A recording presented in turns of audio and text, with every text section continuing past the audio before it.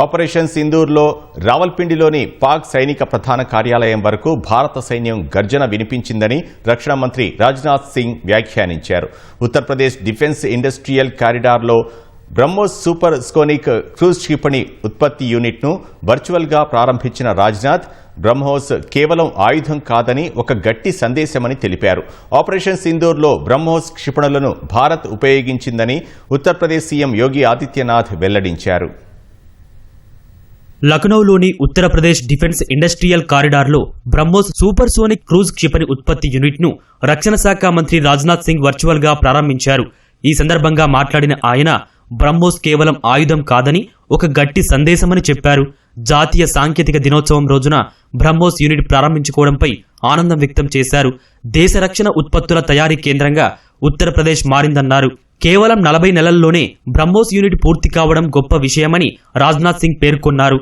Operation Sindoor ఉగ్రవాదానికి వ్యతిరేకంగా भारत తీసుకున్న దృఢ సంకల్పం సైనిక శక్తికి నిదర్శనంగా నిలుస్తుందని తెలిపారు. साथियों, जिन भारत विरोधी और आतंकी संगठनों ने भारत माता के मस्तक पर हमला करके कई परिवारों के सिंदूर मिटाए थे, उन्हें भारतीय सेना ने ऑपरेशन सिंदूर के माध्यम से इंसाफ दिलाने का काम किया है और इसके लिए आज सारा देश भारतीय सेनाओं का अभिनंदन कर रहा है. ऑपरेशन सिंदूर सिर्फ एक सैन्य कार्रवाई भर नहीं है, बल्कि भारत की राजनैतिक, सामाजिक और सामरिक इच्छा शक्ति का प्रतीक. यह ऑपरेशन आतंकवाद के खिलाफ भारत की दृढ़ इच्छा शक्ति का और सैन्य शक्ति की क्षमता और संकल्प शक्ति का भी प्रदर्शन हमने दिखाया है. भारत आतंकवाद के खिलाफ जब भी कोई कार्रवाई करेगा तो आतंकवादियों और उनके आकाओं के लिए सरहद पार की जमीन भी सुरक्षित नहीं रहेगी. भारतीय सेनाओं ने ऑपरेशन सिंदूर को पाकिस्तान में मौजूद आतंकी ढांचा ढहाने के उद्देश्य से लॉन्च किया था. हमने उनके आम नागरिकों को कभी निशाना नहीं बनाया, मगर पाकिस्तान ने न केवल भारत के नागरिक इलाकों को निशाना बनाया, बल्कि मंदिर, गुरुद्वारा,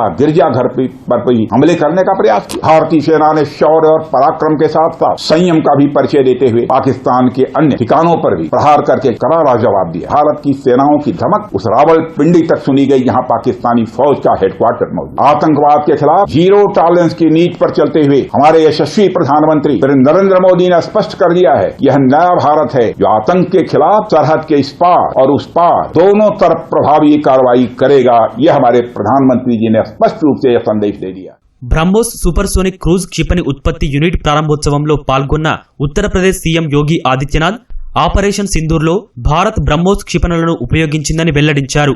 ఫలితంగా ఈ క్షిపణులకున్న శక్తి ప్రపంచ దేశాలకు తెలిసిందన్నారు. వాటి ప్రభావం గురించి తెలియని వారెవరైనా ఉంటే పాకిస్తాన్ను అడిగి తెలుసుకోవాలని సూచించారు.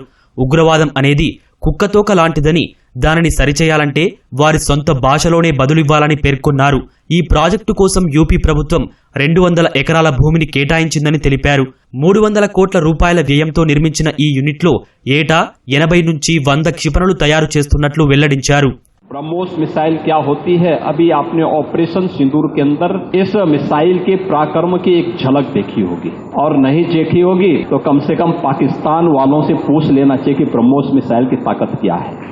आतंकवाद के प्रति प्रधानमंत्री जी ने घोषणा की है कि कोई भी आतंकी घटना अब युद्ध जैसा होगा, और याद करना, आतंकवाद को जब तक हम पूरी तरह कुचलेंगे नहीं तब तक समस्या का समाधान होगा भी नहीं.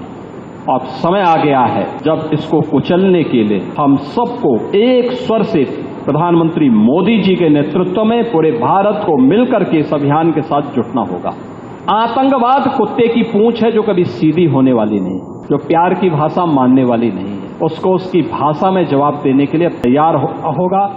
లక్నోలో కొత్తగా ఏర్పాటు చేసిన ఏరోస్పేస్ ఇంటిగ్రేషన్ టెస్టింగ్ ఫెసిలిటీ నుంచి ఏటా 100 బ్రహ్మోస్ క్షిపణులను ఉత్పత్తి చేయడమే కాకుండా అదనంగా ప్రతి ఏటా 100 నుంచి 150 నెక్స్ట్ జనరేషన్ బ్రహ్మోస్ క్షిపణులను కూడా తయారు చేస్తున్నట్లు అధికారులు పేర్కొన్నారు.